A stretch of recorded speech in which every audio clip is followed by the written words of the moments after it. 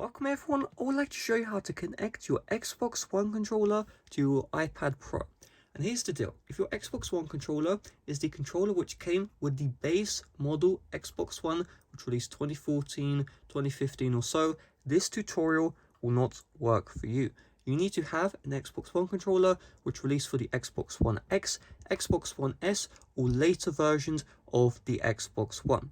We'll just try the process, and if the process doesn't work, that means your Xbox One controller is not supported, but most people watching this video should have everything up and running without fail. Alright, so on the iPad Pro itself, I want you to open up settings. From here, I want you to tap into Bluetooth, and make sure Bluetooth is turned on, and you see here, now discoverable as, and then the name of your iPad Pro. The next step is you want to turn on your Xbox One controller, so just long press on the Xbox logo, and now the controller will turn on. Now it may also turn on your console, but that's perfectly fine. Alright, so then from here, you're going to see the top button with the share. You're going to long press this until the controller starts blinking. If the logo is already blinking, just do this step regardless. So we'll just long press until we see the blinking. So long press. And you can see once it blinks fast, you just want to check the Bluetooth settings and see whether or not your controller shows up. So we'll just give it a couple of seconds.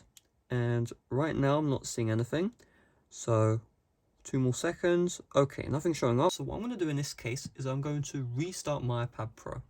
So we'll go to settings, general, shut down, we'll slide to power off, give it around 3 seconds or so, then just hold down the power button until you see the Apple logo, and then we'll repeat the whole process from start to end. So Alright, so back on the lock screen, and let's run this through again. So go to the Bluetooth, and the controller is already in pairing mode. Let's see if it just shows up automatically. Still not showing up, so I'm going to unplug the battery, plug it back in, let's run through again.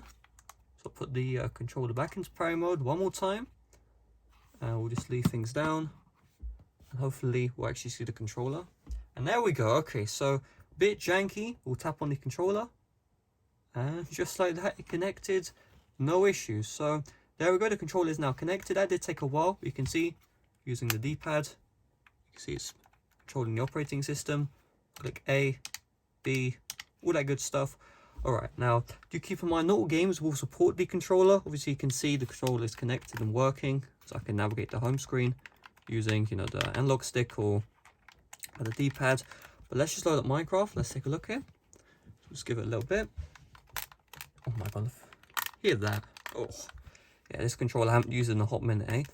And so you can see, using the D-pad, A, B, all fully working without any issues. So that's all there is to it. Thanks for watching. See you guys later. Took a bit of a while, time, but it's done now. Bye-bye.